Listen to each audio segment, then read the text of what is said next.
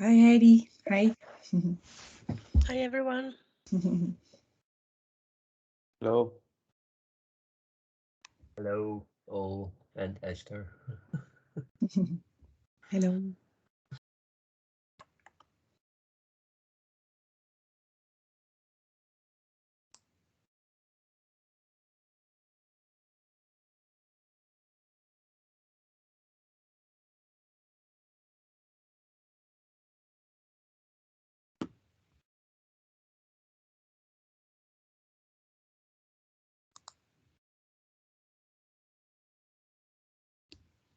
Ludwig is not there yet.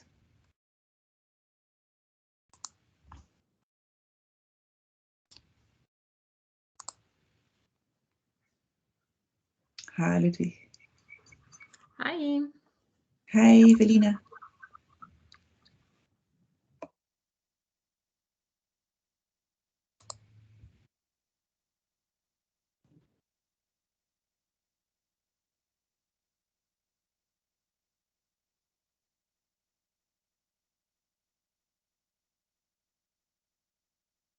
We cannot hear you, Ludwig. Yeah.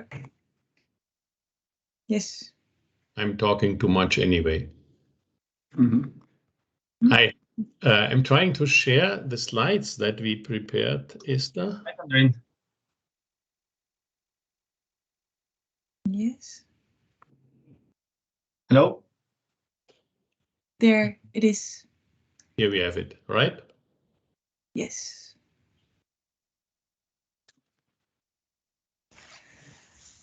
So, welcome everybody. I'm still a bit lost here on all my screens.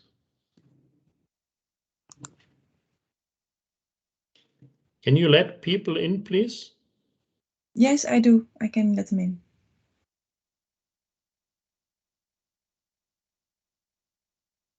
Is Elizabeth there? Yes, I'm here. Ah, good. So, how many people are we? 14? 15 something? Yes.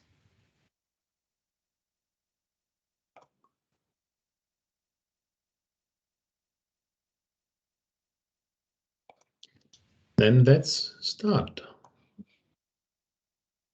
Welcome to this little workshop that we called Relation of Products, Privacy and Policy. We started the discussion actually a bit in the plenary session, and we have more people, and I'm checking. I think we have everybody. We have Kalle, Heidi, Evelina, and Pedro. But first of all, let me introduce my co-moderator, Esther Hardy. Esther is from Netherlands. She works in the energy business. If you look at her face, you cannot believe, but for more than 20 years.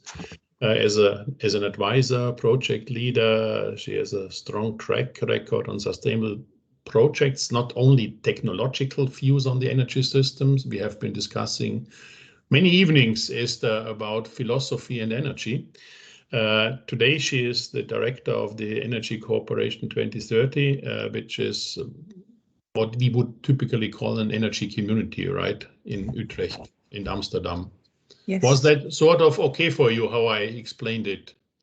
Yes, it is very okay. An energy corporation is the participations of the people who are living in the neighborhoods where I live in. That's the area between Amsterdam and Utrecht.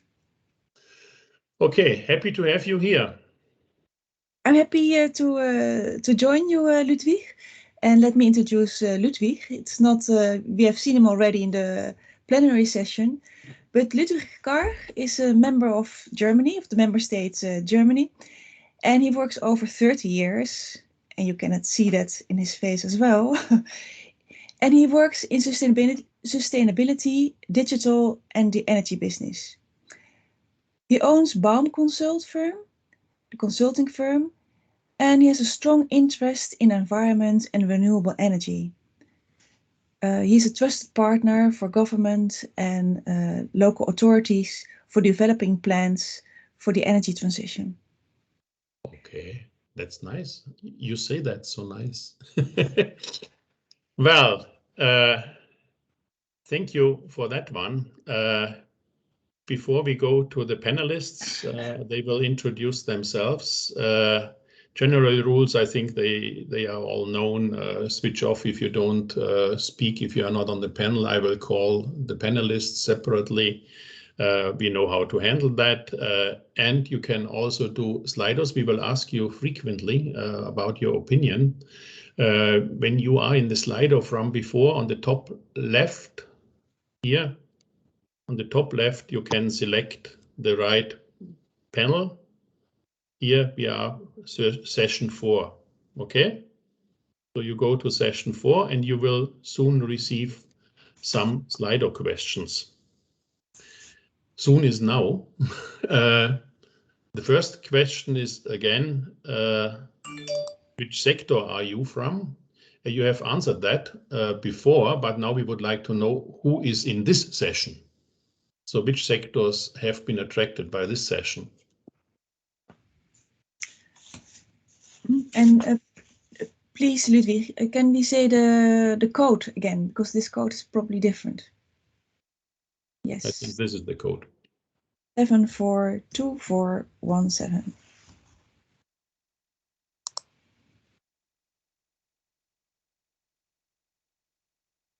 I can see that some people found it.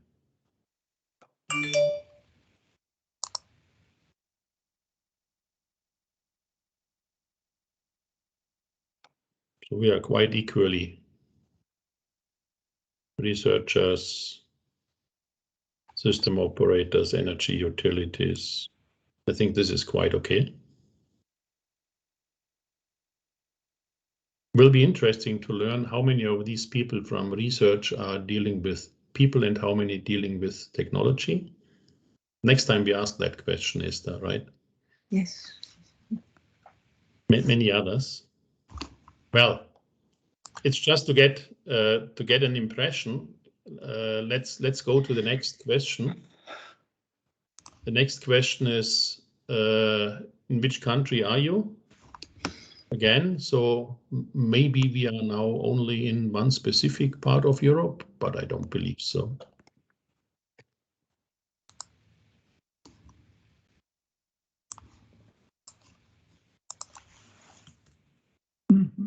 The majority is from Norway. No, Netherlands.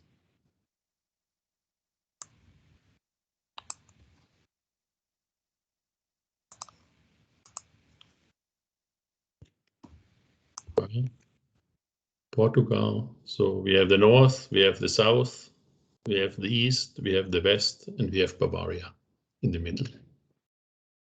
Thanks. We got an impression. Let's go to the next question.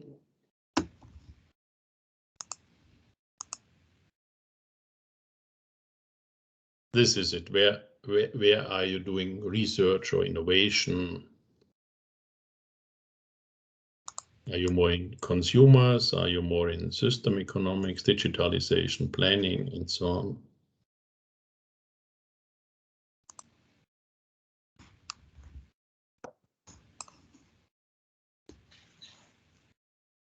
on? Esther, we attracted the right people. We can talk about prosumers, consumers, citizens, and their views. Mm.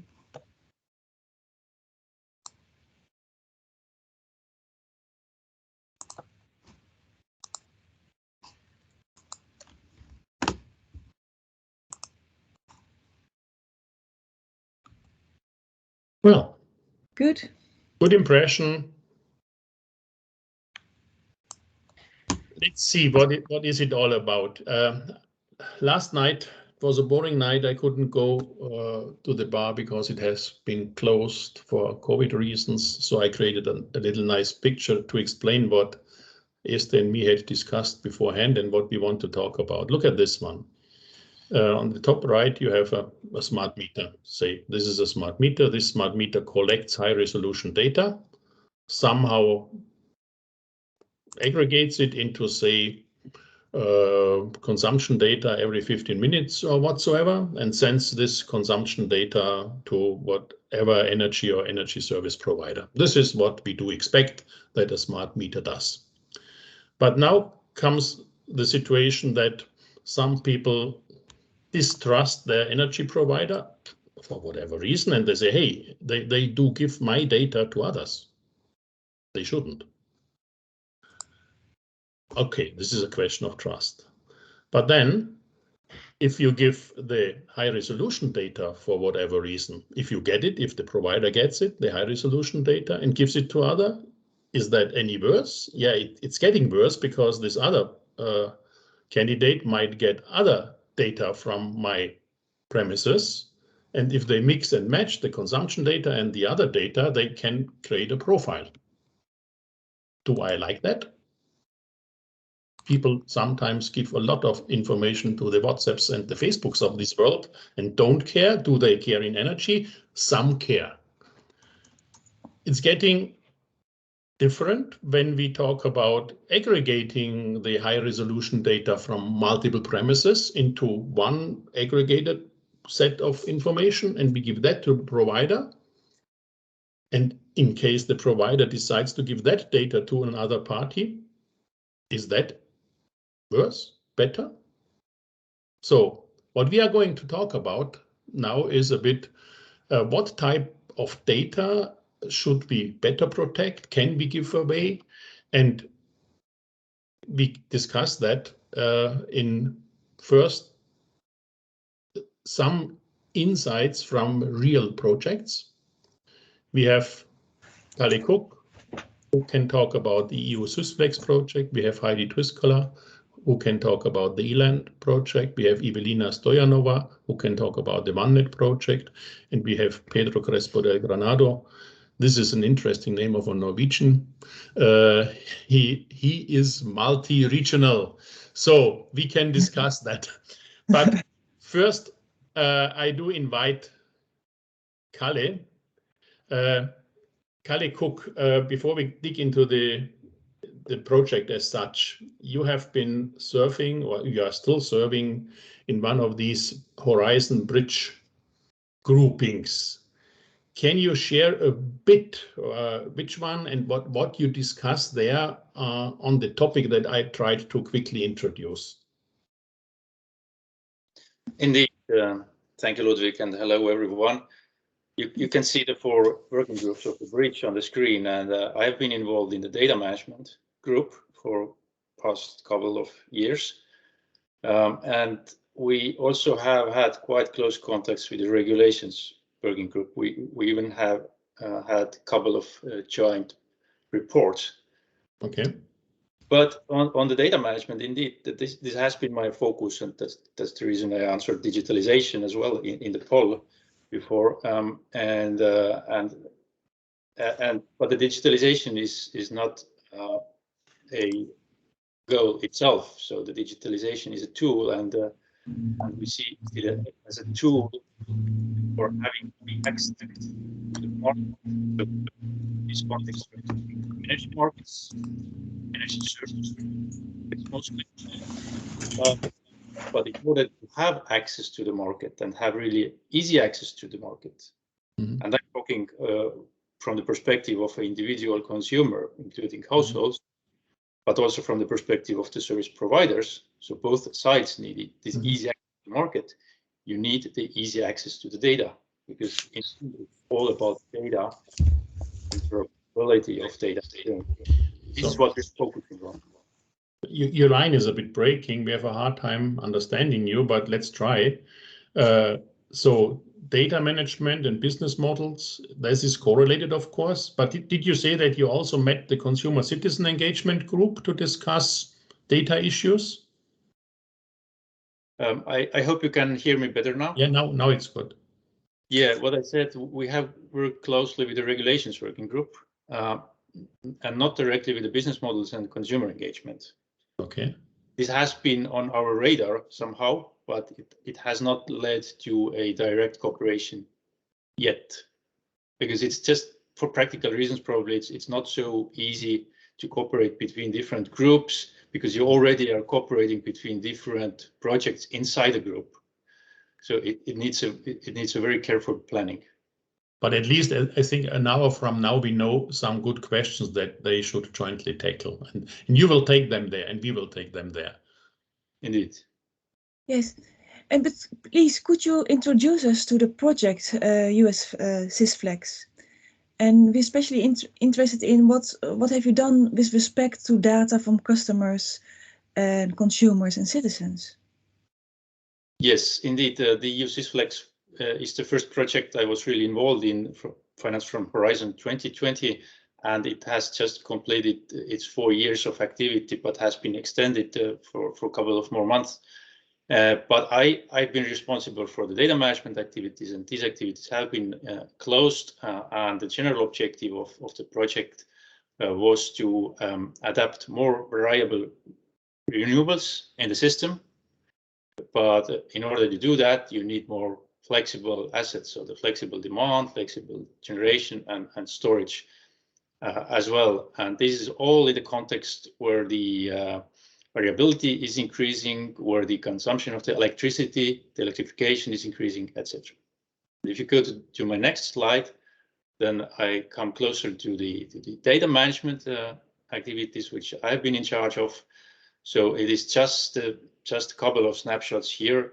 We have a lot of demos in the project, but we also then had a data management or data exchange demos, and one specific was, for example, for what we call flexibility platform.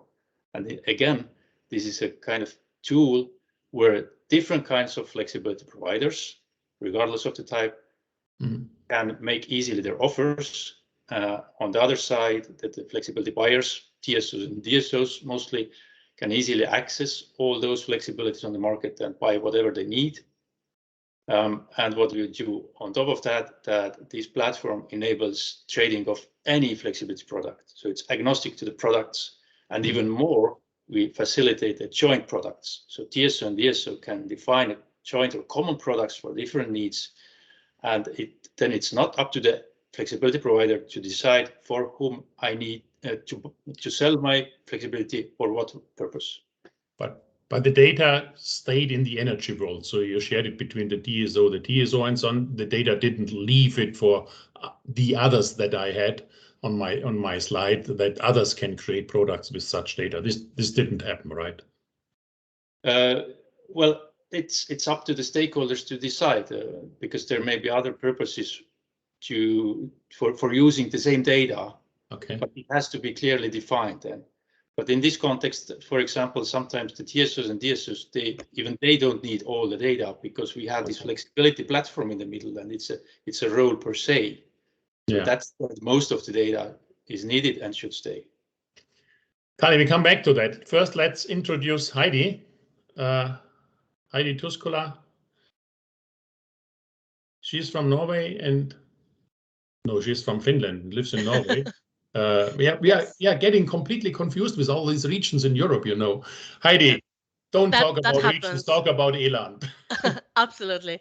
Thank you, Ludwig, for inviting me, and thank you, Esther. It's really a pleasure to join the panel with all the great colleagues there. As said, my name is Heidi Tuiskula. I work as the Deputy Head of Research in Smart Innovation Norway. And in this panel, I represent the H2020 project ELAND as its scientific coordinator.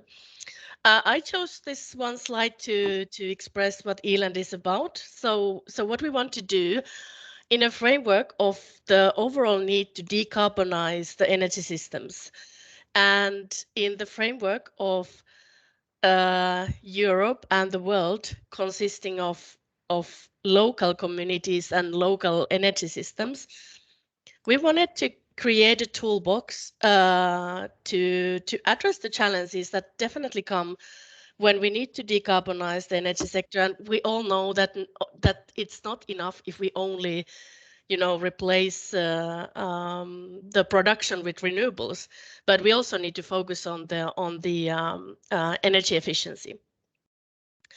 And other issues around it. So in order for addressing these challenges, Eland has developed a toolbox which has 3 layers. So we have the community layer, which has specific tools for building the community, having and engaging with the community. We have the business layer, where we have specific tools, again focusing on the community, on how they can benefit from the transition which is happening in the energy sector. And finally, of course, we have the technology layer, because we need specific ICT tools and algorithms to cope with the transition. And basically, yeah, go on with the slides. These are the piloting phases where I want to end my short pitch. We are doing piloting in 3 European locations, in Norway, Romania, and Spain.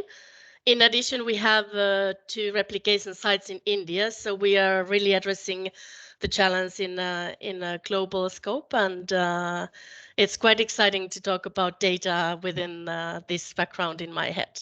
Thank you very much. I think you have realized quite some differences in these regions. We will come back to that. Absolutely. Thank you. Yes. So we also introduce Evelina Stoyanova. Please introduce your project, Onenet. Yes, hi, hello everyone. About Onenet. Onenet sets a very ambitious goal to work and to contribute towards one network for Europe. Thank you. While creating a single platform for Europe is not reasonable at all, basically we aim to create fully replicable and fully scalable architecture that enables the whole European electrical system to operate as a single system.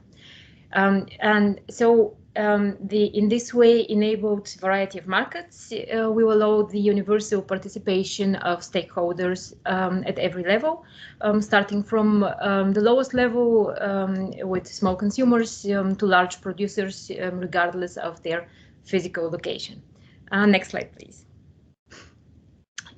So in order to enable the universal data exchange among platforms, such as among participants, such as platforms, services, applications, and end users, we are working on a common IT architecture and common interfaces to enable the communication between different environments among participants and to the framework.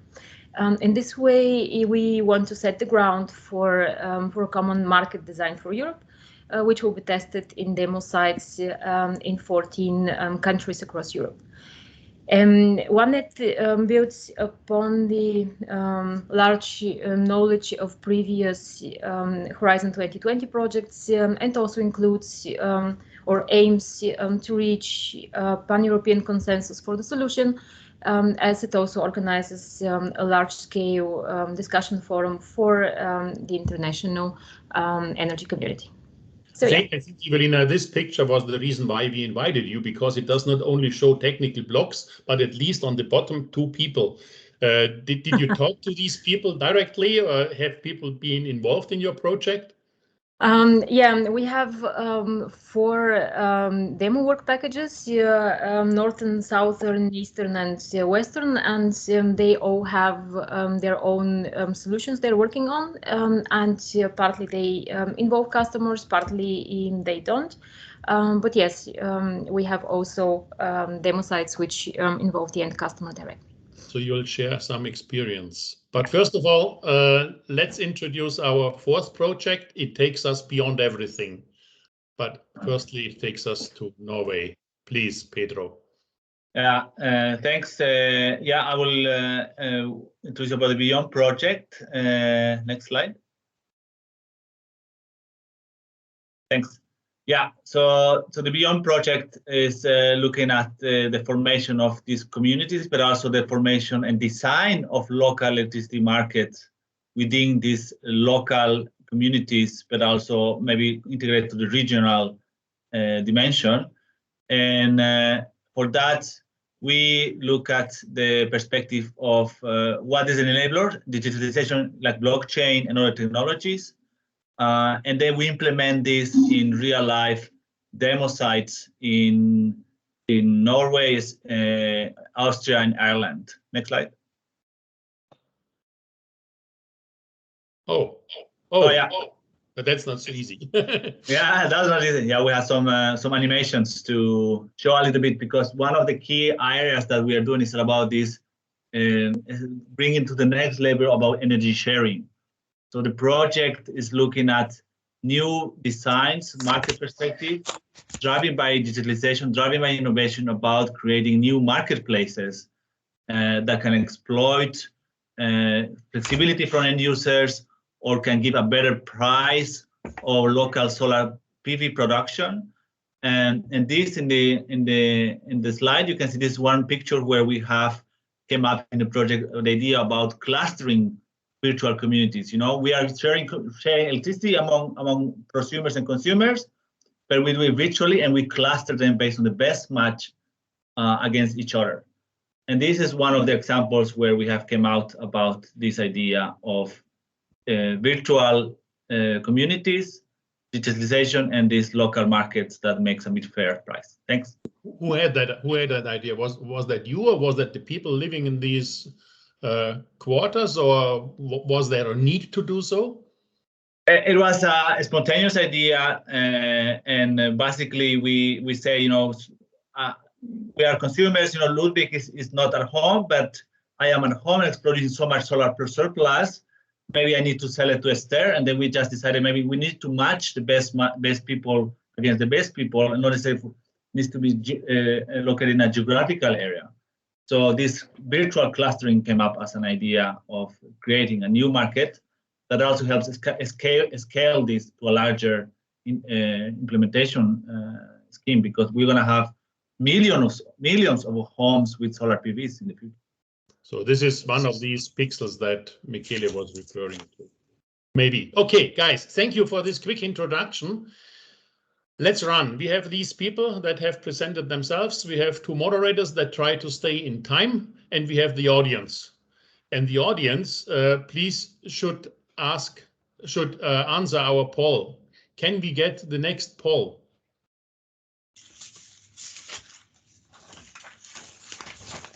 Who helps me with the poll? Am I on the right session? Parallel session number 4. Okay, the question is, you audience, you persons here in our group, what would you rather donate? Personal or sensitive data, or blood?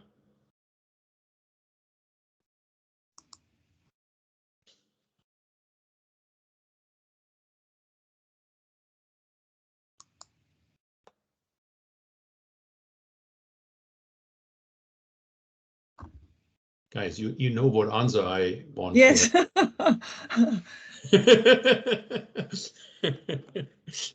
Then what would you answer yesterday? Okay. This is not too serious a question, of course, and I think it's not too serious an answer as well, but it leads us into a nice discussion. We won't hold it against you.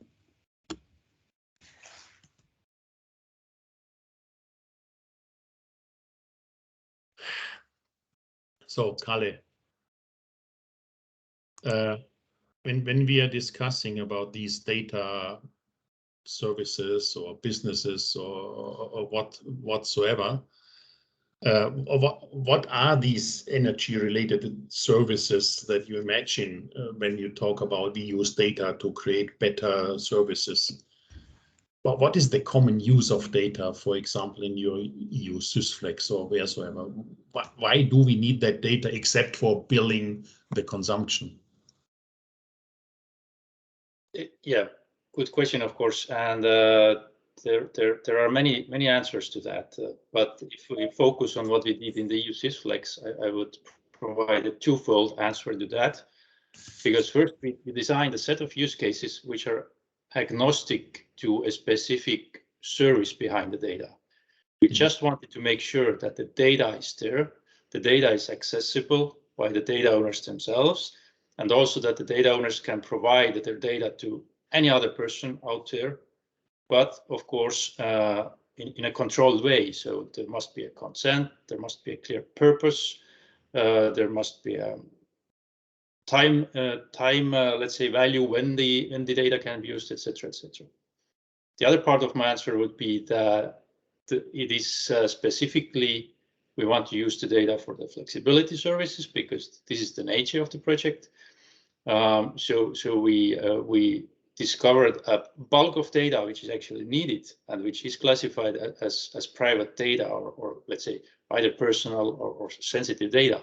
And this is not only about the metering data, so the data from the smart meters, also data from the smart let's say sub-meters as we define them, but it is also what you can say market data. For example, your bids you make to the market is also very sensitive information, or your ability to receive the control signals, to the activation orders from the other side. So this is also very sensitive information which is exchanged between the parties. It depends a bit who gets the hands on the data. I mean, if it's only the grid operator, this is not so sensitive anymore, but it could be sensitive if other people get it, right? Yeah, it is not sensitive because the grid operators are quite heavily regulated. They have the requirements, etc., etc. And we also, let's say, in most cases, at least, we know how they use the data. But that's already a bit vague. There are cases where the data has been misused even by the grid operators, probably. Okay.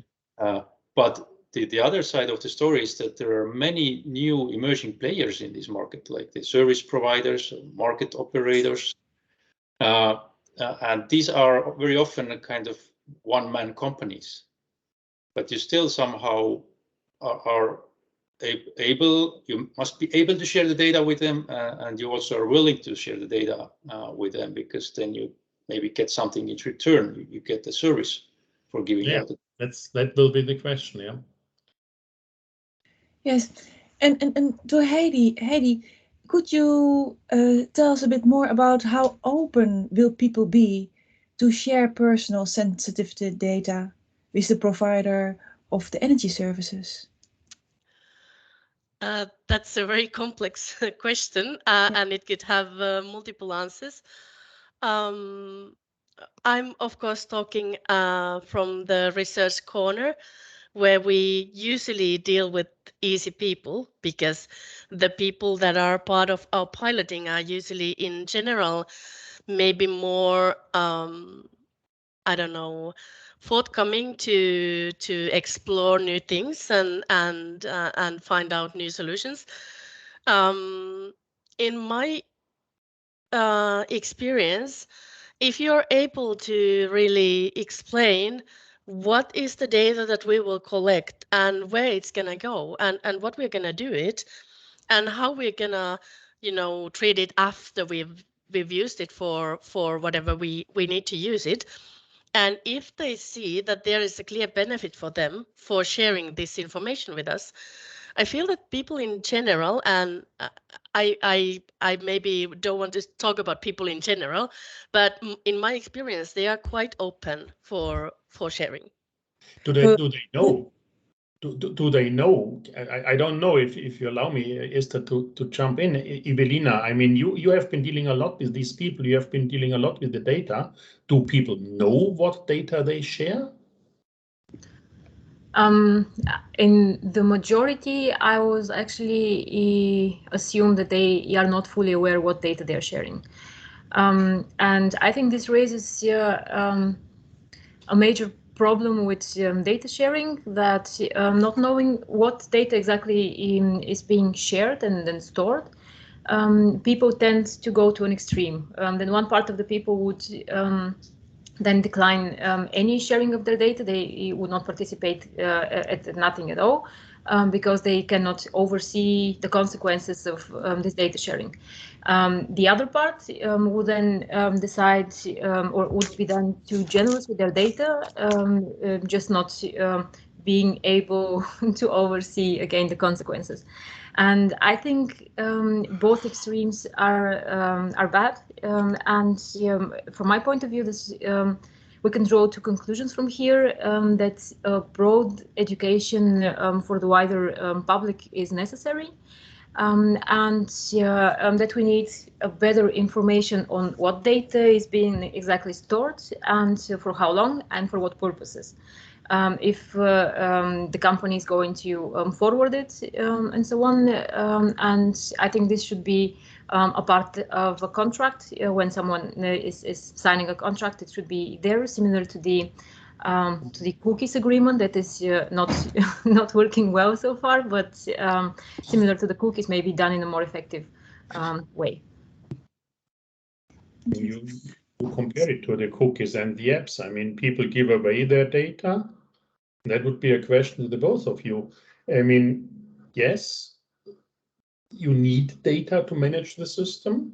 You need data. You need to give data to get a better performance. Maybe some services are only possible if you give data. But how would that compare? You give data in Facebook, WhatsApp, or whatsoever. You clearly get a service. When you give data to your local utility, you get power. That's it. Or can you get something else? What can they expect? In future, I can imagine that it is not going to be about I sign a contract and I get energy, but I can imagine a market where flexibility is being paid for. So, say according to the amount of flexibility that one can offer, he gets the corresponding tariff from the energy company. Now, this is then again only possible to be done when data is shared, because I cannot, or my flexibility cannot be addressed without me sharing the flexibility data. So yeah, this is also a kind of service that would be provided and built for. So then you pay with the data to the energy services. Is it a bit like that? Ludwig was talking, but his microphone is off. No. Esther's question is right. I mean, do people get a feeling like they pay with data? Or is it that they give data to receive something? Or what is people's relation? This is also a question to Heidi. I think you dealt with people. I don't think people really understand the ownership of data, frankly speaking. I don't think, even if we talk about GDPR or whatever, I don't think it has been implemented in a way that we can surely say that everyone understands what it means to own data and what kind of value it has. Mm-hmm. So I think that's like the main challenge if we think, will people be open to pay with data? Because the first, like Evelina said, which I fully agree with, is that we need more education. We need to teach people to understand what both sort of the opportunities and the things to, let's say, be cautious of with regards to the data market and data ownership. But obviously, there's reasons to be cautious. Absolutely. Esther, you have pointed me to a case in the dark web. What was that? Yes, we are very worried about our data, but at the same time, on the dark web, the consumption data of a lot of customers and consumers are available for actually only a few euros, from 5 to up to 12 euros. You can buy the data. And maybe for Pedro, could you give, maybe you have some examples of abusing the data? For instance, selling the consumption data to marketing companies And yeah, especially, yeah, are there reasons to be anxious of such abuse? Yeah, so some potential examples are, of course, when you provide the data and then you say, I have a smart meter, I'm going to provide the data to my local DSO or local energy provider, and they, over time, they learn about your patterns and your peak time, for example. And then in 2-3 years, you might expect that then there's going to be all of a sudden a tailored tariff that tries to target a little bit your peak time in benefit of the grid, in benefit of the system, in benefit of the market, blah, blah, blah.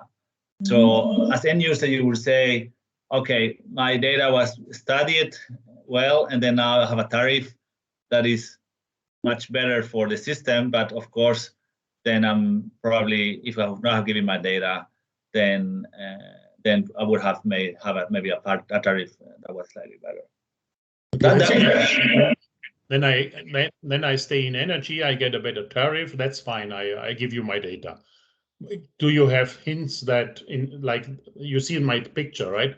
Are there hints that an energy provider would give the data to other parties? Yeah, and then that's the other part, because in this tsunami of data that's coming from smart meters, or it's already here, there's many ways to analyze this data and create new ways to analyze it. And there's new software companies that are trying to cash in on how to better utilize that. And that's sort of another way that can be abused, and that creates some business opportunities for others, because they created some new algorithms, new tools that can provide some services out of this data to people that are needed, that were not thinking it before. And this kind of could be seen from the end user perspective as unfair. You guys develop new algorithms, new tools that can analyze this in a different way, provide information to other people, but the bottom line was that you base this on our data. So it's actually feeling bad because somebody else is monetizing your data. Yes, I mean, but it was not intended, because usually you're doing research or you're doing something else, and like all of a sudden you came up with a new idea because you had more knowledge. I mean, the knowledge came from the data, of course. But then you will see end users being a bit feel unfair that all of a sudden there's a Google of energy, and how they came up with these companies, because they studied the data for a long time, and they came up with a business idea, and then at the end it's the end user who provided the base knowledge. At the end, and then someone said it before, I mean, if you are transparent, if you tell people what you do with the data, and if they can decide whether they give it to you or donate it whatsoever, that is sort of fine. But my question would then be, I don't know, was it Kalle before who said that? If I give my data to an energy service provider, and I believe, and I can believe, that they use it for giving me best service, or at least managing the grid at its best, and just in case they abuse it and they don't tell me, and after a while I get to know that they abused it, what would you expect happens in such a case? Would people sue their utility, or would they be punished by government, or what happens if such abuse happens? Well, I think we can relate this to Facebook a little bit. They always at the beginning they know how they're going to use the data, and then they find out later how we can do both business with the data, and they didn't plan that part yet. So there's going to be new opportunities, new business models emerging that are going to come out that are not planned now. So if I tell in my project, for example, I'm going to use the data for that, and that's what I'm going to do.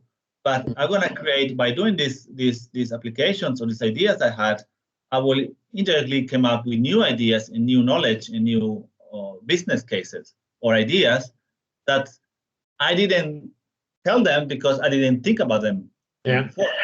But eventually I will tell them, oh, I have created a spin-off of that, and then they're gonna say, "Oh, look, you're creating money with this, with us." And what's not my intention? It's just so it's like, you know, not. It's like we are creating sometimes services we didn't think about it before, and that looks like amusing for them. Can I ask Kalle? Kalle, use that in your bridge group. I call it the bridge club. Sorry, in your bridge club, you talk to the regulation. I mean, and you also said energy is highly regulated. And in my little box here, the energy service provider is highly regulated, and it's not so easy for them to abuse data. That is correct. But how does a regulator deal with that situation that people are anxious about abuse of data? Is that something that a regulator deals with? Is that on the table when regulators discuss data management? Well, I don't probably know so well what the regulators internally talk to each other or between themselves, but for the part of the personal data, I think we have a very strong European regulation, which is in the global scale. It's a good one, the GDPR, of course. And if you misuse the personal data, then the one that misuses it would face huge penalties. So I think that part is clear. So if the data is abused and if it will become to someone's attention, then you can penalize the one who's guilty. In my little picture, if you look at this high resolution data of the smart meter, if for whatever reason energy provider gets the high resolution data, is that now sensitive data, personal data, or what is it?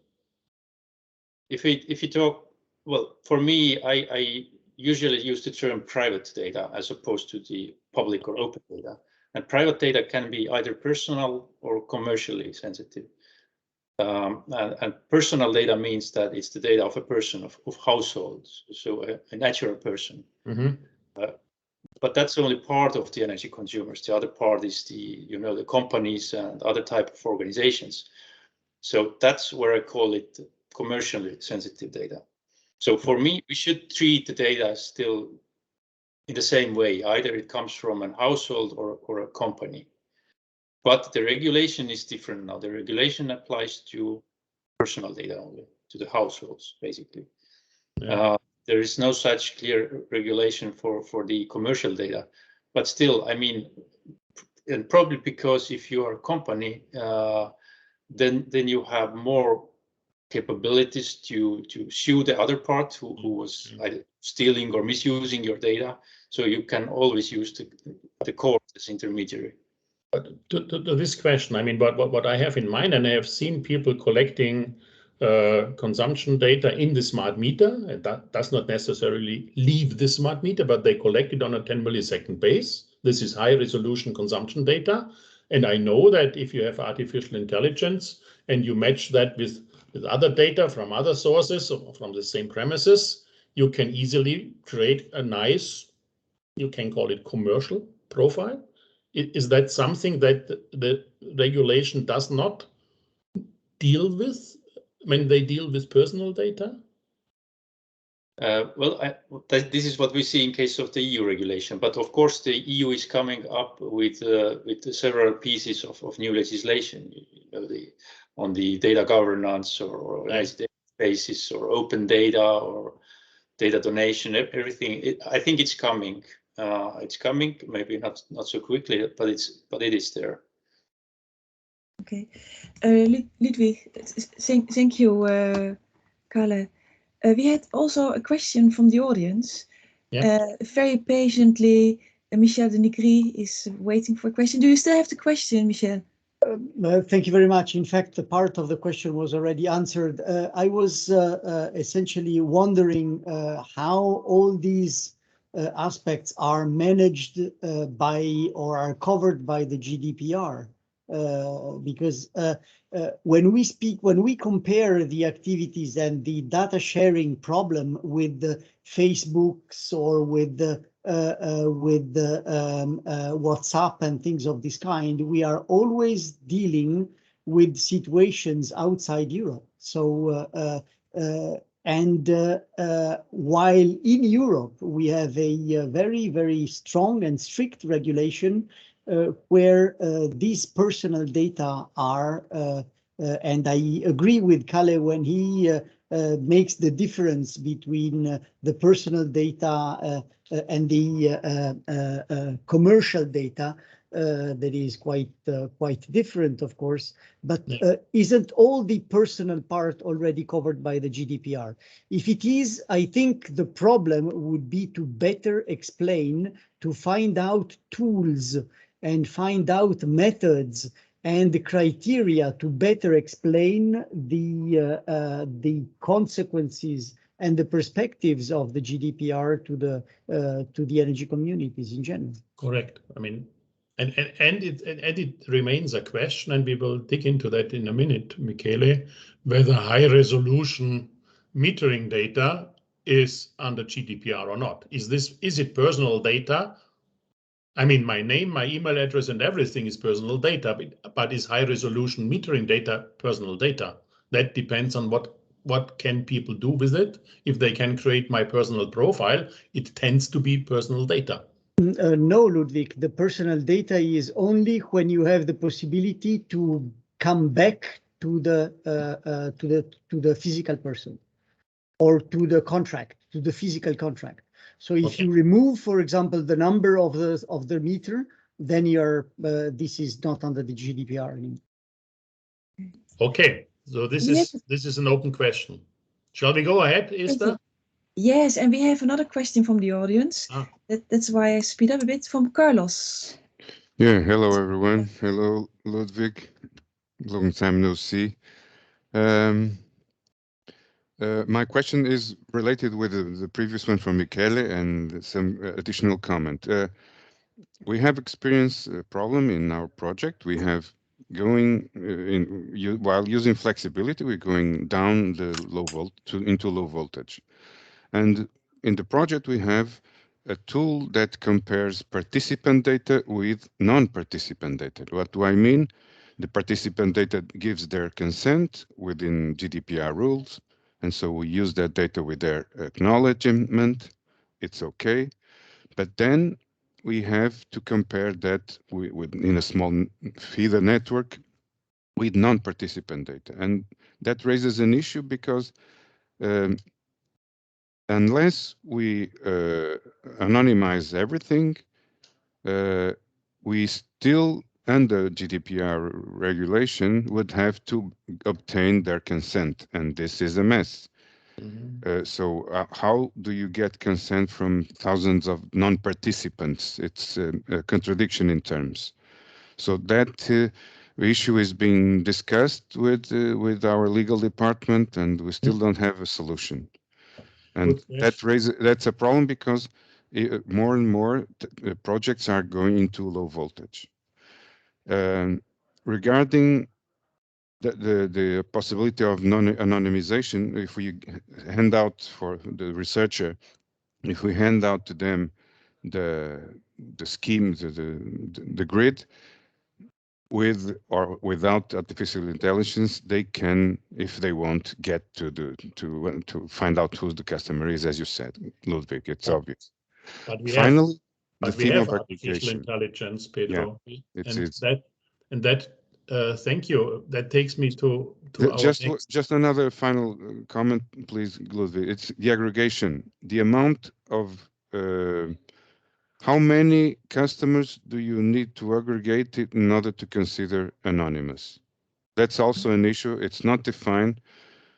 For instance, the Portuguese regulator says it's 20. In the previous case, it's not rocket science, but that's also a problem. How much do you have to aggregate? Exactly. Thank you.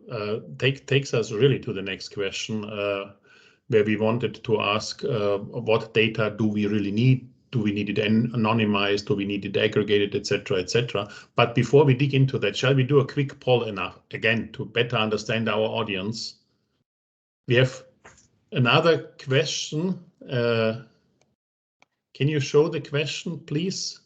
It's You can read it. Imagine your utility offers to you a monthly flat rate.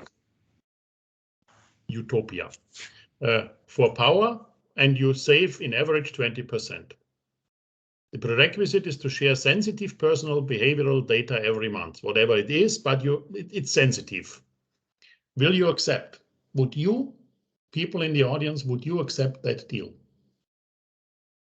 Flat rate, 20% savings, but you pay with data.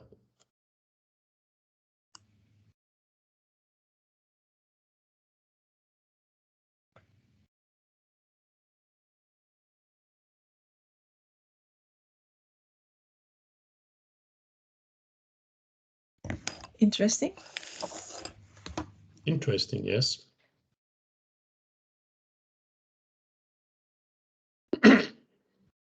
Our people trust, they trust the utility, that they don't abuse, right? Yeah, or the 20% is worth it. The 20% is worth it. And they need it to reduce their costs and reduce my costs.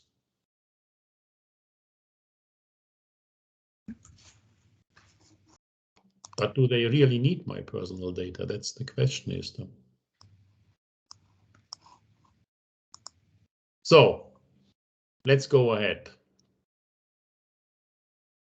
Yes. And maybe a question for Evelina. If you talk about the data, which data do we really need to manage the energy system? We hear a lot, we need to collect, and for a long time, the grid operators, what they asked, we did. But if we come to the point, what is the minimum, what we really need to manage it? I would say consumption and consumption forecast and flexibility forecast. Now here the point is less the exact data that we have together and more, as Carlos pointed out, the level of aggregation that we have. From my point of view, for the grid, data from the residential customer is not necessary at housing unit level. I even think data at the housing unit level introduces additional difficulties to the grid management due to communication and optimization issues. So I have the feeling that for the last maybe 10-15 years, research in terms of energy management is going in direction of machine learning algorithms for prediction and forecasting and correction. So basically, we need to work with the level of aggregation here. So Okay. that, yes. Go ahead, So please. so we have a feeling about what we need as a basic data source. You mean at the level of aggregation, or which kinds? Now, what we really need, because you mentioned artificial intelligence and so on, but that's in addition to. But you said in the beginning the forecast and the flexibility data we need. Mm-hmm. I would say consumption and flexibility, both current and forecasting, and then I suggest at the energy community level rather than individual level. Yeah. You know, prior to that, I said if we look at this high resolution data, and the question is to Evelina, Pedro, I don't know, maybe Heidi, Kalle. Obviously, new smart meters run on 10 millisecond resolution. But as you say, Evelina, there is not really a need that they send this high resolution data to the service provider or the grid operator. You can even take it aggregated, so you don't need the 10 millisecond readings. Would there be any reason, Evelina, Pedro, Kalle, would there be any reason to give high resolution data to the energy service provider, to the grid operator? I think as of today, there's no concrete proof that this is going to yield a value. But I know there's at least 2 or 3 research initiatives that have looked at about having this, super smart system where everything is controlled, everything at millisecond, even or even less, and whether this yields enough more energy efficiency measures on controlling the system. So there is some research on that started and trying to come up whether this is worth the case. But today we can say no, but in 10 years, when computers are smarter, data is better, then we will say otherwise. So to me, it's still a question mark. I mean, the real question is, do we need to know who owns this high resolution data? I mean, if it is completely anonymized and I don't know, 100. I would say we don't need it. You would say even then we wouldn't need it, Kalle? No. Yeah, if I may react to this as well. So obviously we don't know today all the cases where one might need this data and come up with new novel services that might emerge at any time. Also, for me, it doesn't matter really, is it a millisecond or second level data? I think the sensitivity issue or the sensitivity level is more or less the same. Yeah.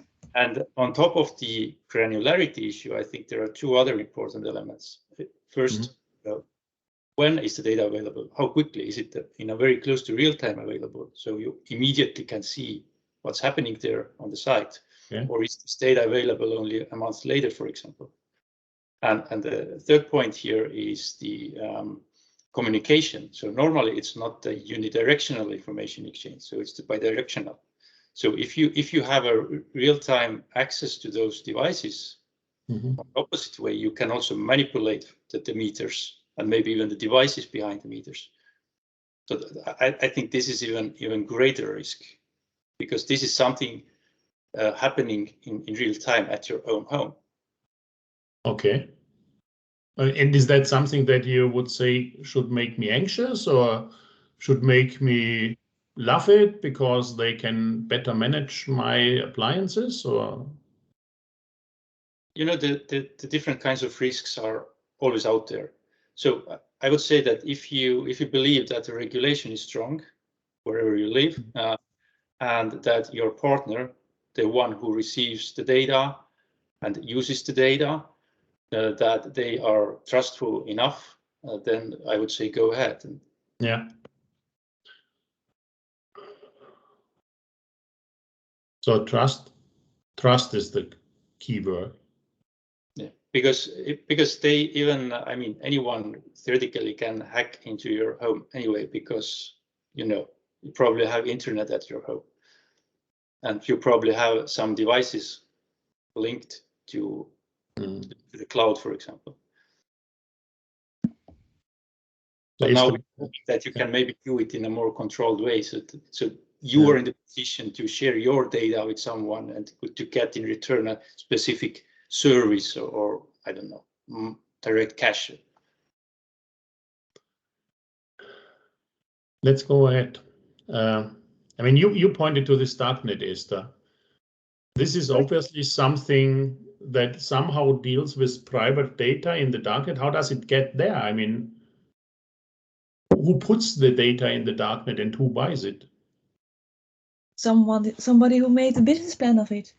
So, but maybe that's also the next question. And maybe also Kari or Pedro or Heidi can answer that. Is what will be the threat for the privacy when the energy data will be connected to other sources like IoT? Because then suddenly you build on some basis data, and you if you combine it, then you can make patterns or combinations, even things we are not aware of it now. So do we have these examples? Do we know such examples, Heidi? Well, I've read about examples where combining data, whether it's energy data and some other data or information, has affected, for example, insurances and their pricing for individuals. So I think that's sort of, you know, instead of going into someone hacking your systems and, you know, hijacking your home with all the cool IoT devices you have it, which also is, of course, possibility. But I think the real threats come from the risk that you are releasing information to third parties, with which you have contracts that you don't want to share all the information that you have. I think that's the main, at least when I consider myself as also as a consumer, I am much more concerned about that kind of connections. And also what was mentioned, that not always the data could be used for providing you the cheapest access to electricity. What if they use your profile to develop pricing patterns that actually make you pay more?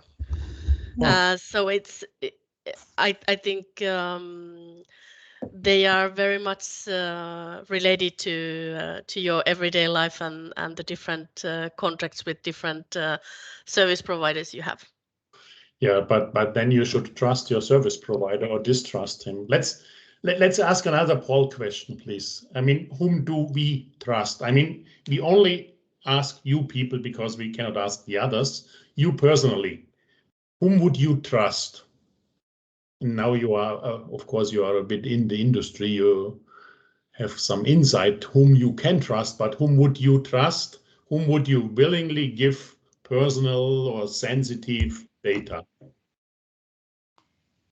An energy community you belong to, so your neighbors, energy community in the sense of the European directives, an anonymous system operator, a local energy utility, or an energy trading platform in the internet, or you give it to a commercial data warehouse, for example, and these are models that are being discussed. You give it to a warehouse, and energy and other service providers can take it from that warehouse under specific conditions.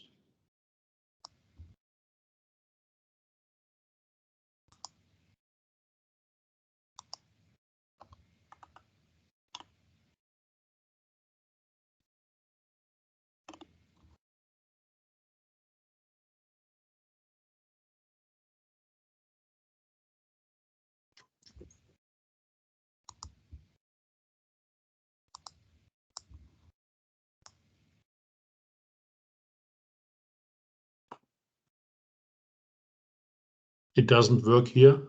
Can you see it, Esther?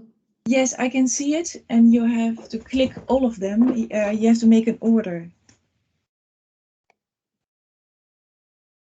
Ah, we order them. Sorry, I didn't get that one. So you put them in an order? Yes. Then you send it. Sorry. Yeah, sorry.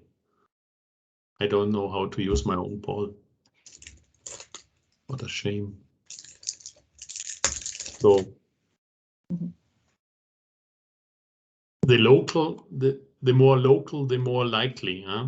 So that was something that you also expressed, Michele, in your first intervention, right?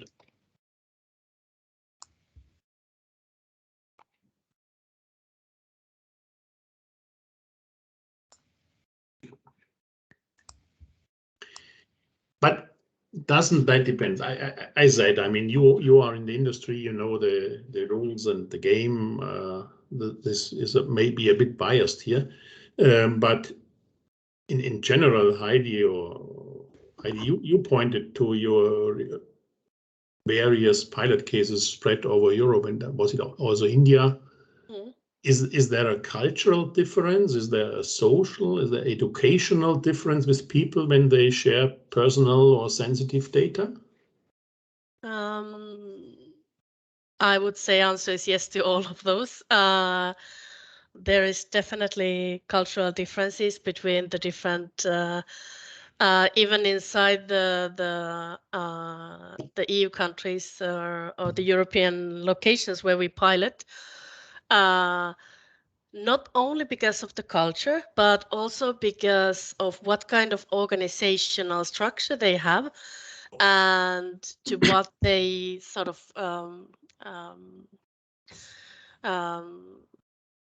how is that country or that region structured, and how is the level of trust in the government in general and the public services in general. So all these things affect a lot. Of course, as I come from the research, we have maybe it's easier because we already have the most, as I said, the most, let's say, positively behaving partners on board. But yes, then the cases in India are absolutely different because the whole problem in there is in such a different scale, and what they call energy community is rather different than what we call. And also there we work with the one location where there is a community, which is basically like a democratic system where they together manage the energy system. And the other example is a DSO in Delhi. So already in there, in one country, the experience is totally different. And this has to do with governmental system, you say? I would say that a lot of the when not only in Eland, but I've been in a game for a while and dealt with different countries and different pilot sites, and I definitely see the connection between the general trust in the government and the public services. Like, okay, I come from the Nordic countries. I was born in Finland and now I live in Norway. So I come from the culture where we, in general, trust the government and we trust the rules, and we don't sort of think that the government would, do something against us. And then we've had, like, I'm not sure if you're following what's happening now in Bulgaria, for example, with regards to the COVID vaccinations, and how there people don't want to take the vaccination because they don't in general trust the government. So all these things we can also see when we deal with pilot sites, because of course energy services have been public services, they've been government owned and government services traditionally. Pedro, I don't know if it's fair if I call upon you, but you know at least the North and the South, I guess. I don't ask you to compare your governments, but can you elaborate a bit on differences in attitudes of your Northern friends and your Southern friends? Yes. So I think there is I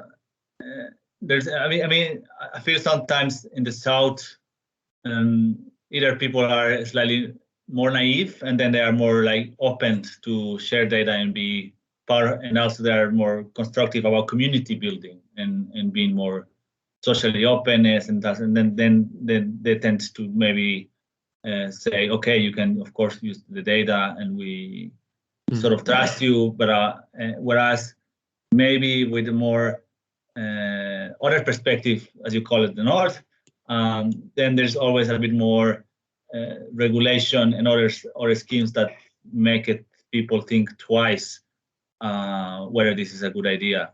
At least that's my perception in Germany, for example, where I see there's always a lot of skepticism on digitalization pushes, for example, or new technologies. It takes more time, slightly more. Yeah. Yes. So would you think, Pedro, that does it make a difference if people are asked to give their data to an anonymous system operator, a local utility, of an energy community? I think it's a huge difference, because in an energy community, there's more this sense of bottom-up building up. We're building up bottom up together, a sense of sharing and for the greater. Let's say there's also the peer pressure or the peers that are there. that really helps to open up and say, yes, we are okay with this. We're building up this together, and this is for the overall, sharing and community-wide perspectives, more bottom-up. So you give more empowerment to the end user. When it's an anonymous one, it's a little bit less personalized. There is a little bit too many questions, and there's always this barrier about why they want the data. Who are these people, and who are them, and why they want it, and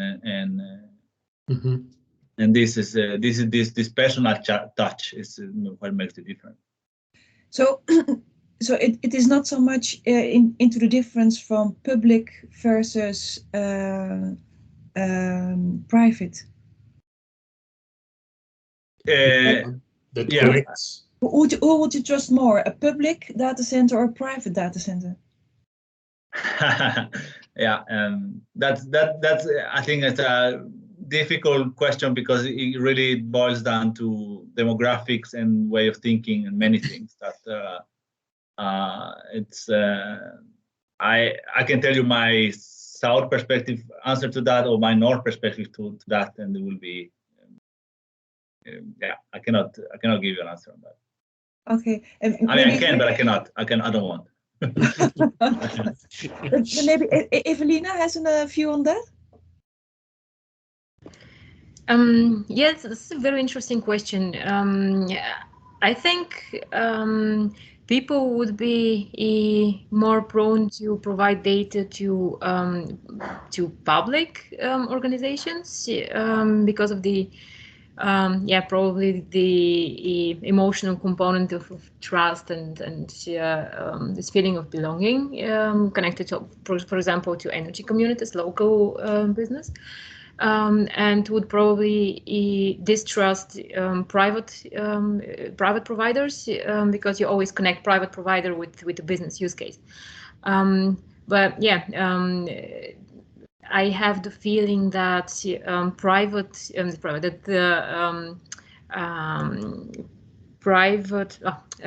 okay, there is the issue with the regulations, with the control, with control audits and so on regarding data security and data privacy. So yeah. Guys, we are coming to an end. Let me ask you a question. These days we are discussing a lot about this COVID. I don't know how it is in other countries. In Germany, we start complaining. We have, I don't know, 60% vaccinated, 40 or 30% refusing to be vaccinated. We are getting troubles, everything's closing down now. And we are discussing that we may want to force people into vaccination. Maybe this is an intervention in their private sphere, but for the good of the entire community, the entire society, it's worth it. We discussed that. So, for example, if we would force people into giving whatever high resolution data, we force them by law to optimally manage the future energy system. If we would need it at all, I mean, we had doubts, but would you go as far as forcing people into giving sensitive data to manage the energy system, or to go climate neutral, or whatever you call it? To force people? Everybody, please, one last sentence. I think I will force them. I will force them. Yes, I will force them, as long as it's constitutionally it abides with the constitution of the country. But I will force them if it is constitutionally. Yeah. Opinion from the others. I think we should switch off here the video. And any opinion from Heidi, Kale, Evelina? Yes, my opinion is if we can clearly control to what the data will be used and how it will be managed and processed. Yes, I, at least personally, am very concerned that we are not doing enough for this planet. So I would be willing to go for stronger intervention. If I may take the same question, I think the question is a bit too abstract or artificial. I think in real life we should ask back and be clear what data is actually used, which personal or which sensitive data. You probably don't need my medical records for keeping the energy system safe. Mm-hmm. And on the other side, I think there is already sufficient data available to the grid operators, to the system operators who are really responsible for keeping the system safe and secure. What is being debated now is maybe we should go a bit more granular, closer to the end consumers, because we need to because we need, beside these historical large generators and maybe some large demand facilities, we need also these aggregated smaller nodes to react to the system needs. So actually the ones providing flexibility. So we're talking flexibility market there as part of the system security. And this is where we need this more granular data, and which can be facilitated by these third-party people like these energy service providers. So I said everybody can comment. Evelina? I really like what Kalle said. Now, from my personal point of view, I come originally from a country with a long history of communism, and anything that to me sounds like forcing people to share personal information for any purpose, for me is a clear crossing of a limit. So I would put more on the personal freedom and maybe education of the people, and maybe motivating them in a different way, and maybe by research and development finding a way to organize things differently before I have to force people to share private information.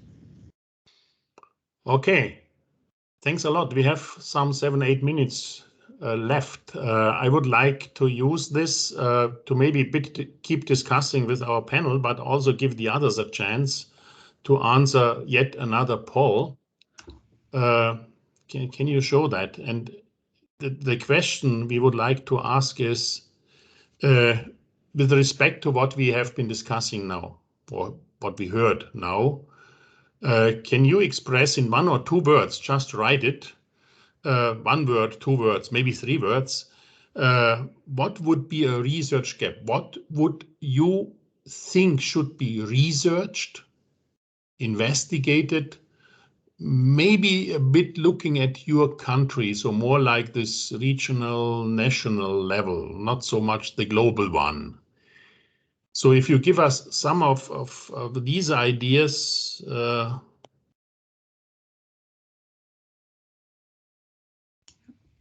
but while you do that, can we keep going a bit? For another question? Yeah, I mean the others can think about that. Actually, I still have a burning question to Kalle, because we said, if we say for a long time we say we put the customer in the middle of the energy system, and we say that the owner of the data is the customer. But how do you have a view on it? How should we to keep the customer in control? Are there views on that in your project? Yeah, you need regulatory aspects there. You need some technical tools. You also need some kind of economic incentives. So these are all these traditional kind of barriers which need to be removed. And in the end, if it makes for the data consumer or customer, the data exchange easy, affordable, secure, then I see no reason why, let's say, an average person wouldn't want to share his or her data with any other person, if it's clearly then defined that why, when, and for what it will be used. Good, thank you. That's a quick answer. Guys, this is the first result. People are still typing. If I ask you, I don't know, Heidi, Evelina, Pedro, I think you also have takeaways from this discussion. You can share what you learned, but you can also comment what you see here in our word cloud. Is that what the future research should concentrate on? Should we convey that information to the implementation plan makers? Or is something real missing? I think I like the point that, there's still a lot of questions, a lot of things to answer about the value of data and the ownership. I like that whoever wrote. I think that's still, we are seeing some potentials. We are looking at it, but this is still a huge question, and that's gonna be. I mean, we're still in early phase. I think the value of data for energy end users is we're starting with this. So value in the sense, what data do we really need? What data is worth it collecting, or maybe even? Yeah, but I don't think visit. I don't think we can really know what data we need, because there's new services that come up out of what we learn about the data. And these new services then all of a sudden ask for more data or different kind of data out of what we learn. So we don't really know 100% what we need, because new services will pop up because of we learn. Okay. Evelina, what is your takeaway from this morning? And thank you, by the way, to everybody to spend this morning hour with us. Anything that you take home to Aachen, Evelina? Or Heidi also. You take it to Norway. Yeah, there was a comment on cross-sectional data exchange, and I would even put it in sort of the question, connect that maybe with business models and markets and regulations. And then I think in that mixture, there is a huge potential for research questions that we need to still answer. There's a lot of issues that come from multi-vector energy systems. For example, when we talk about energy systems that combine with the electricity, gas networks, heating and cooling, and storage, and then sort of, I feel that there is a lot of work to do to make sure that we have proper regulations, proper market structures to not hinder the development, but also to secure the end users' rights and the main, like, why we have the energy system. We have the energy system to serve the customers, to provide them with the heat and electricity that they need for a proper living. So very good word cloud, definitely. Esther, last word from your side. We managed to stay in time. Yes, that's very good. Yeah, I think we should thank the panelists. So Carla Cook, Heidi Turskula, Evelina Stoyanova, and Dr. Pedro Crespo del Granado. Thank you for being here to share your experience in your projects, but also the audience. Thank you, audience. It's a pity that we can only see your name on the list, but we'll be very happy to see you in live one day. Thank you that you were here. And Ludwig and me, and on behalf also of the panel, we appreciated your attendance. And I think we can click now to the plenary session. You go to the plenary session, and I discuss with Esther how and what we communicate to the plenary. So you enjoy the plenary. Esther stays with me for a while. Bye-bye. Thank you.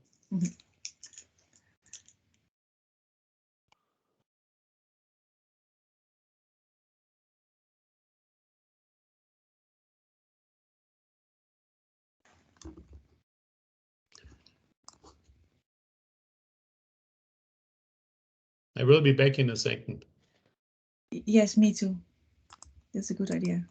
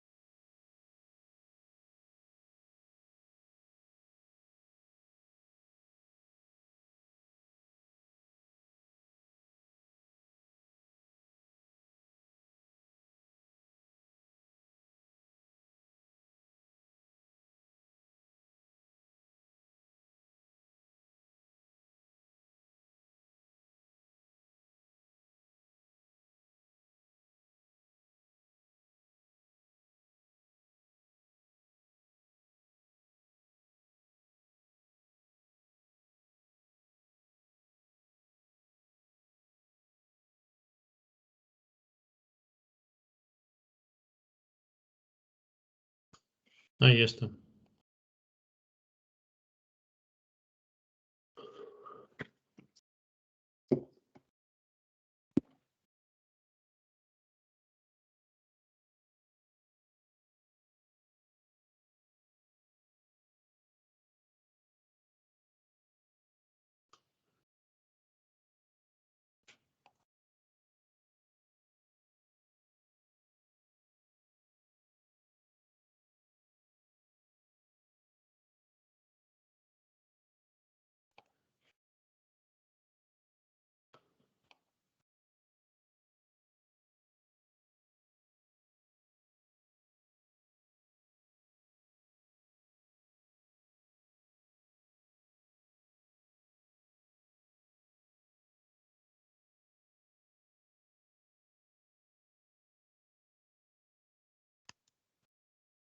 Hi, Ludwig.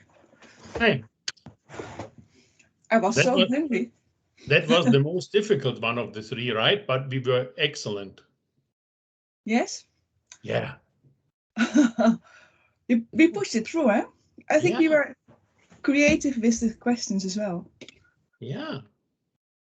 I think it was great. Mm. We should go on tour. Yes. Get famous. But now we have to run and Yeah. formulate some. I forgot to share it with you. Come on, let's quickly put some, and then we do it as last time. One you, one me, and ready, huh? Okay. I made some notes. I also made some polls. Do you think the polls were interesting? The what? The polls, the outcome of the polls. Ah, shall we show them? Mm. Now let's first do the content. This one, yeah. Let's first. I mean, more or less in this question, do they want to pay? Yes, if you tell them up front. It's a question of trust. I mean, that's not new. By the way, what I would do? How do you like my picture that I created last night? Isn't that great? Which picture? This one. No, I liked your slides as well. They're so much better than from Sabala, than from Maria. Yeah. Okay. Anyway, I give this quick introduction so to let them know what we were discussing about, and then we can say, okay, if you tell them up front, it's a question of trust. What else did they say? No, actually, Evelina said it nicely. She said, it is, we have to, and Heidi, they said, we have to educate the people because to inform them what is exactly stored, what kind of data, and for what purpose. So that's about the data, and yeah, and it's definitely about trust. So it depends on which country you are. What is that? We have to educate people. I cannot see your With screen. what data? What purpose? Right? Yeah, yeah, but what kind of data? Yeah, and what purpose? And I hate this. Why can't they create just a nice template? Just a nice template that you can use right away. But you cannot use it now, or what is it? Yeah. Okay, fine. But first, someone said, and this is people don't know. People. Yeah, you have to educate them. Yeah, they are. People don't know. Yeah. What data, and they don't understand. They cannot oversee. Carla said, some people, they don't want to share it all because they cannot oversee what is going on with the data. So to tackle that, you need to tell them what is stored and for which purpose. So this is then we have to educate people, okay? Yes. What data, where, what purpose? If you share your screen, I can. Sorry. I thought that you see it. Now, okay? Good. And the interesting thing is they cannot oversee and they have no clue what ownership means. Exactly. That was also what ownership. Heidi said that. Don't understand data ownership. Yeah? Yeah. We have to do something about that one. Okay, first of all, and I think I would put that up front, what Kalle explained, the difference of private data. Yes, private data is personal data or commercial, he said. I put it down just a minute.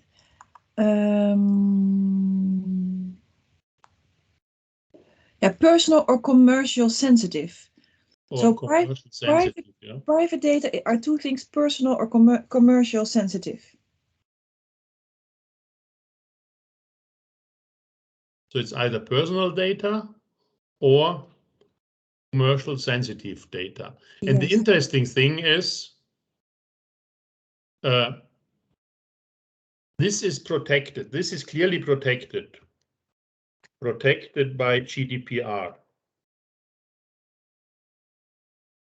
But the question, what commercial sensitive data is protected and why and by what, this is still pending, right?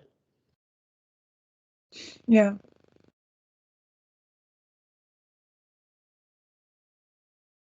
Okay, I think I can describe this argument.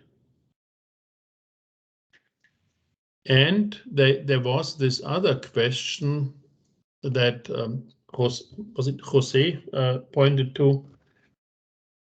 We collect participant data, but at the same time we collect also non-participant data. Yeah. Did you get that? No, he said what you already have. He said Carlos said GDPR regulation and consent from non-participants. He said first the tendency is more to low voltage, and second data is anonymous. I put that down. There's a practical question. Data from participants and non-participants. Yeah, participants of what? You have double E. Of a project.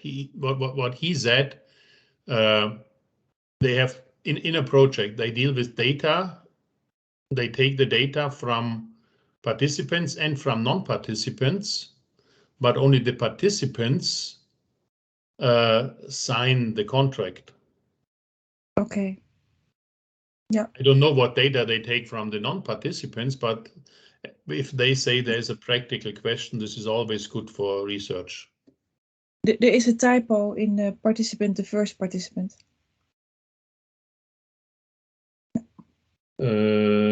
People don't understand. Don't tell them. But private data, if you tell them up front, Yeah. people don't know, cannot oversee, and the result is that they, how did they call it? They go to extreme. They say you get nothing. Yeah? Yeah. Okay, let's go to the next one and we can come back. What is that? Why not comprising? What data, what purpose? I think I wrote to the wrong page here. Here we go. It's a question of trust. You said it was also said, if it's trustful enough, they can have it. They can have it all. Yeah. That was beautifully. But maybe you can say it in the voiceover. Okay. You see the next one? How can we collect Yes. use data? This is about what data do we really need? Yes, you said consumption data for forecasting. For the grid, the aggregated is enough. Yes, consumption data, yeah.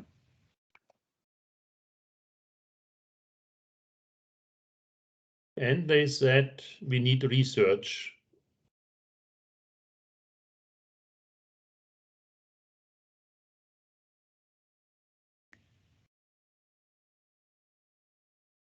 The research was on what data do we really need? Do we need these 10 milliseconds?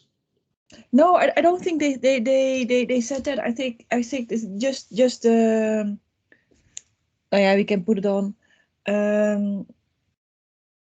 I thought they said you need them for the forecasting. I believe I worked on the trade floor on a dealing room, so that's true. You need that for forecasting, and that's necessary not to get the electricity grid collapsed.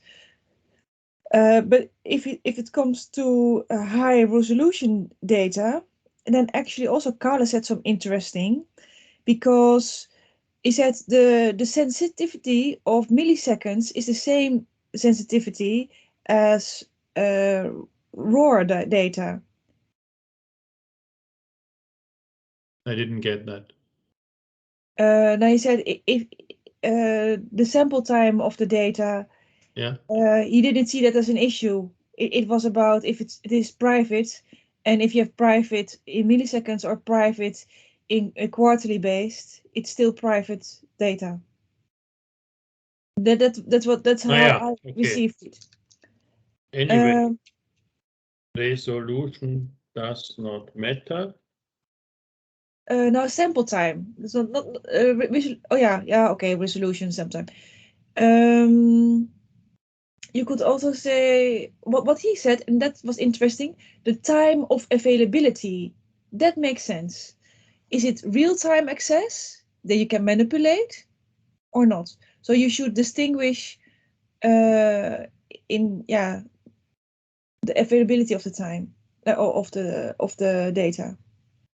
The availability, or is it availability or the time of availability? Yeah, is it real-time data or not?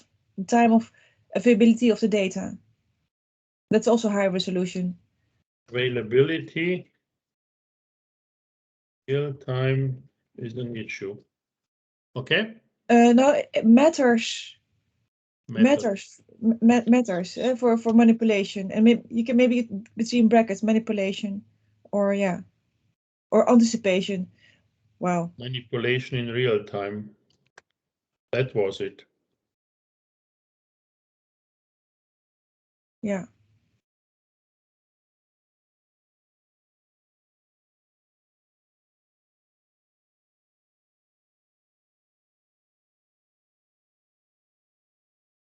What is that?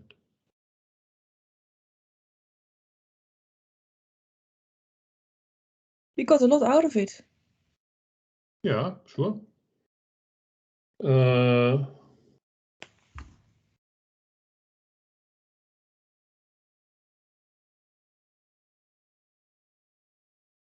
Real-time need research. Do we need single household? Makes it even complicated.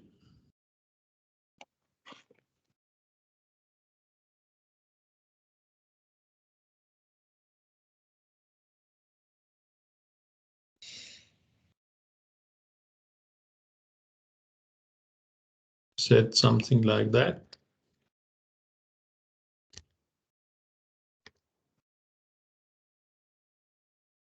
That is, by the way, something that they found in Germany when they tried to develop this smart meter thing. They do not want to have the data from every single household in high resolution. Of course not. It's also.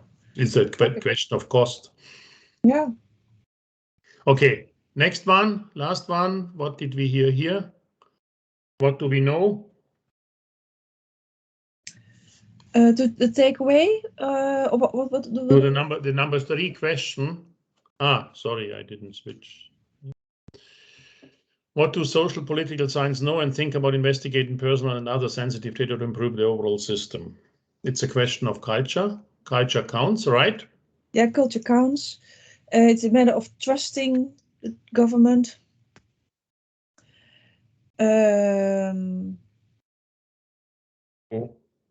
Yeah, governmental system, right? Also, I asked the question: is public or private owned? Does it matter? And they say, well, if it's local or more in community, then you trust it more. Okay. It's about trust. So sometimes, yes. So private is less interesting. Private. What? Private versus public. That's not a question. No, what they said. Yeah, private versus public. No. They said there is a difference. They prefer public. Trust because of the trust. If it's private, they distrust it. It's less interesting. Public. Public is preferable. More trusted than. Yeah. Private. Yeah, private. Yeah, private. More trusted.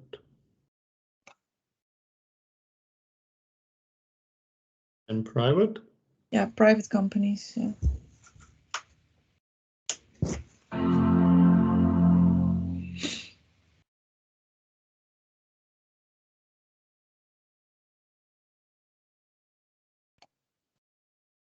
And the local debater, that is something that Michele had already said in the beginning, right? Yes, but that was not from the pilots. That is the path. The European Union and also the governments. They choose now the energy communities, but yeah. I'm in the energy community and it's very difficult. So it's now the Holy Grail, but I'm not sure if that will be the Holy Grail. No. Anyway, we discussed something in that. It was interesting, but I don't know if I would quote him. Pedro said the South in general is a bit more open, naive, and social. Yeah, but they have more mistrust as well. Of what Carla said, because for my question, what do you need to stay in control as a customer, or the customer in control? The question of 3-4 years ago, and he said regulatory, technical tools, economic incentives that will keep the customer in control. Do you want to have that in it or not? But you have to explain. We can keep customer in the control. with tools and what? Now, regulatory. That's the first regulatory framework. Yeah, technical tools and economic incentives.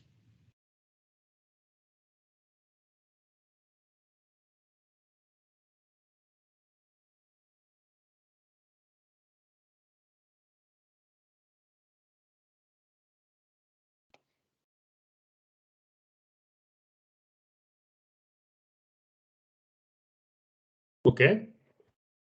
And last not least, they were not decided whether we force people, right?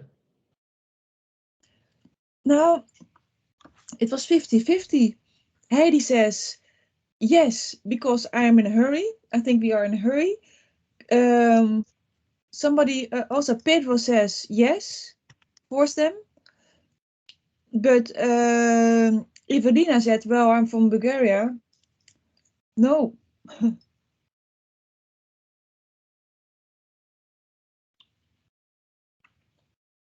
That's a nice one at the end. Sorry?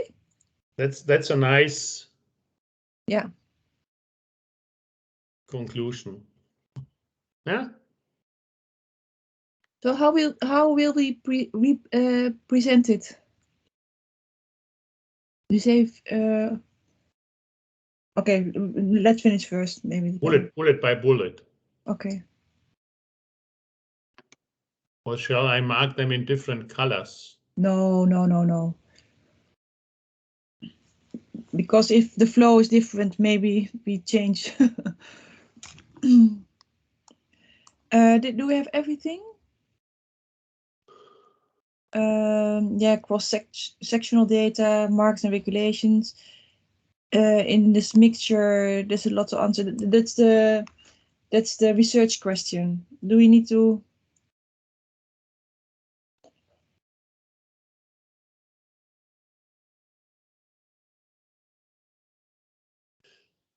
Come on, which one you, which one me?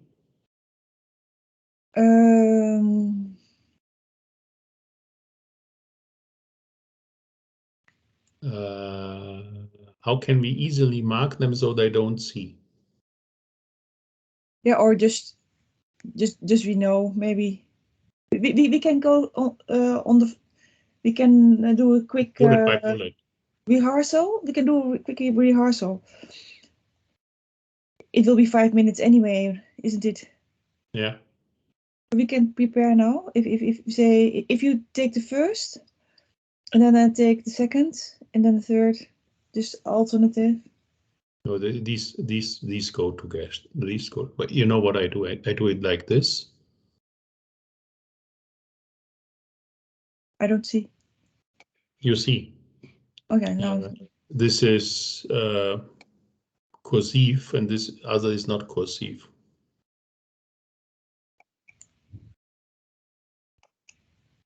See the difference? Not so well. Not so well. I can see the difference. So you have two in the people don't know, cannot oversee. People go. You take the first 3 big bullets. These.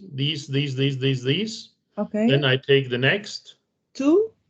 The next people don't. We have to educate, and then you say something about this practical question. Okay, yeah. So it doesn't matter in projects if the data is from participants or non-participants, because people have data from participants, but also from non-participants. So that's an issue sometimes. That's an issue because the participants are under contract and the others are not. Yeah. Okay. So next one. So what did we say? So I take the one in. How do you call it in Netherlands? Cursive. The cursive, yeah. Cursive. So I take the cursive. For grid aggregated data is enough. Single household makes it more complicated.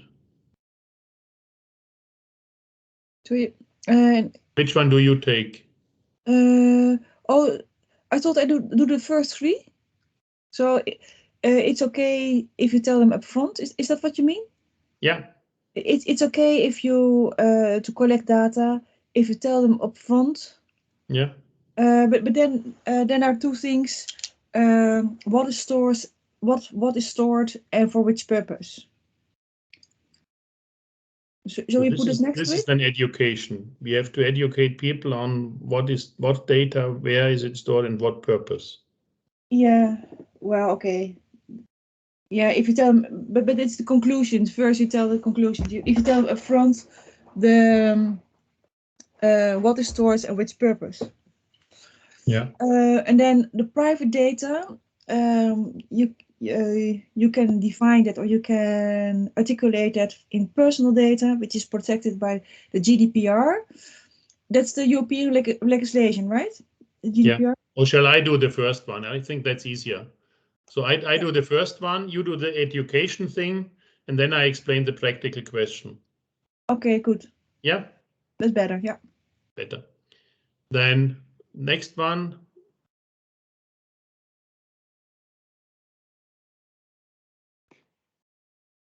So if you don't mind, I take the first ones, the first two, and you explain that it doesn't matter anyway. Yeah. Okay. So shall I do the 2 seconds or also the research? Okay. Yeah. No, so I take the cursive, right? Good. Yeah. Yeah. Next. And the last one, culture counts. Can you start? Yes. And then I do a bit on energy communities, the local, the better. This is my belief. We can keep that. That's yours. And then I close it with the 50-50. Okay. Okay. Yes. That's easy. And we have to run. I really would like to show this first picture so that people know what we were talking about. This one, the flow of data, yeah. This one, yeah. I remove the animation.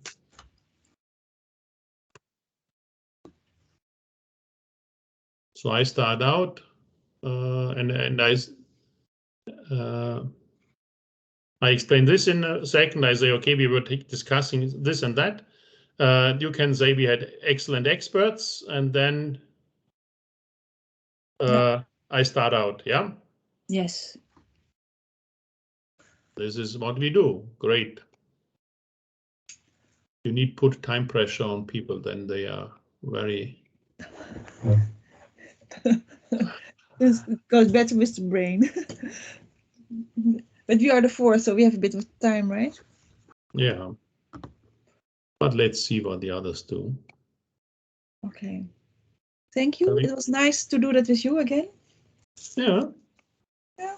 Next time, I don't know. I mean, you will have a new job next time. But we meet in Ireland. Sorry? We will meet in Ireland. In Ireland? Oh, that will be great. Yeah. I promised that to Paddy.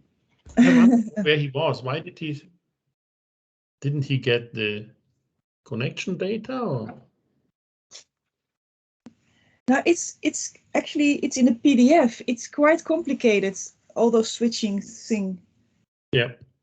So it's yeah, and I thought about your job in Switzerland, because Switzerland is my favorite snowboard country. But well, let's talk about it another time. Yeah. Okay. See you there. I think I'll go back to the plenary, right? Yes. See you there. Are you good? Yeah. Oh, you go now. I think we have to press the button, don't we?